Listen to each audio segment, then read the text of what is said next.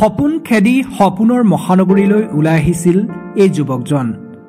সৰুৰে পৰা খেলৰ প্ৰতি আগ্ৰহ থকা যুৱকজনে 2021 বৰ্ষত অংশগ্ৰহণ কৰিছিল ৰাষ্ট্ৰীয় পৰ্যায়ৰ দৌৰ প্ৰতিযোগিতাত। কিন্তু এতিয়া পেটৰ তাৰণাৰ বাবে নিজৰ সপোনক ত্যাগ কৰি গুৱাহাটীত এখন চাইকেলেৰে চলাই গৈছে জীৱন সংগ্ৰাম।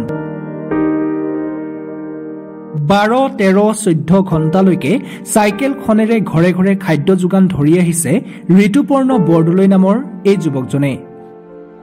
বহু কষ্টৰ মাজেৰে এইদৰে জীৱন যুদ্ধত নামি পৰিছে যুৱকজন। গুৱাহাটীলৈ মই আহিছিলোঁ মানে স্পৰ্টছৰ কাৰণে আহিছিলোঁ মেইনলি, যাতে ৰানিং কৰিম খেলি।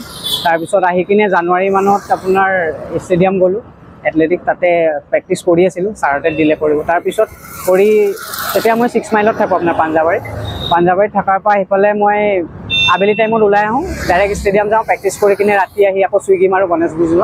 তো ৰাতি যাওঁতে 2-3টা বাজে, তেনেকৈ 3 মাহমান কৰিলোঁ আৰু প্ৰেক্টিছ। তো ছেকেণ্ড লকডাউন হৈ গ'ল আপোনাৰ। লকডাউন হৈ যোৱাৰ পিছতে আৰু আকৌ আহি আৰু নোৱাৰিলোঁ আৰু মেইনটেইন কৰিব নোৱাৰি মানে চব।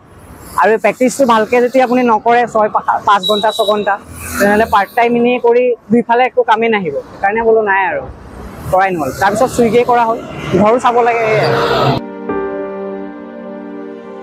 শিক্ষিত যুৱক ঋতুপৰ্ণই বিশ্বনাথৰ পৰা 2020 চনত গুৱাহাটীলৈ ওলাই আহিছিল।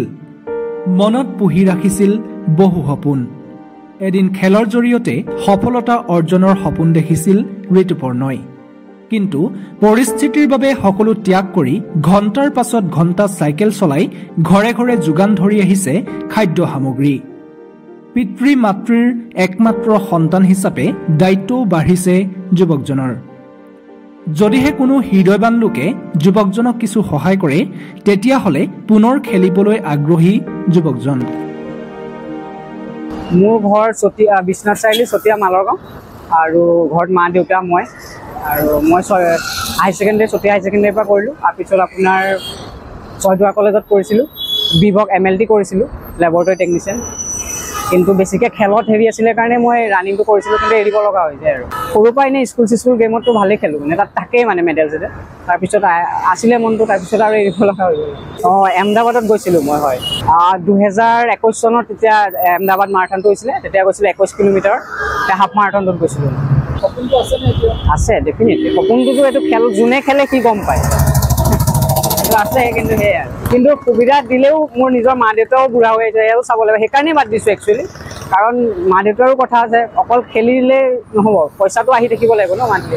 সেইকাৰণে ইম্পৰ্টেণ্টলি বাদ দিয়া নিচিনা হৈ গৈছে মেইনলি। কাৰণ নিজৰ কথা নাই, নিজৰ লাইফটোতো আৰু ষ্ট্ৰাগল কৰি দিব পাৰিম, কিন্তু মা দেউতা আছে, মই চাব লাগিব। সেইকাৰণে মেইনলি মোৰ চিফ্ট থাকে 9টা পৰা 8টালৈকে থাকে ৰাতি। এইকেইদিন অফাৰ আছিলে কাৰণে ৰাতি 12টালৈকে থাকি দিব লগা হৈছে আৰু। এনেই 9টা পৰা 8টালৈকে চিফ্ট থাকে, ব্ৰেক থাকে মাজতে, তেনেকৈ আৰু। মানে আপোনাৰ এইটো সপ্তাহত বিহুৰ কাৰণে উইকলি দি থৈছে ন, উইকলি আপোনাৰ 13 তাৰিখৰ পৰা 19 তাৰিখলৈকে আজিলৈকে দি থৈছে। আপোনাৰ মানে 100টা অৰ্ডাৰ 160টা অৰ্ডাৰ মাৰিলে 12,500 টকা, 120টা মাৰিলে 9,000 টকা, তেনেকৈ দি থৈছে ন।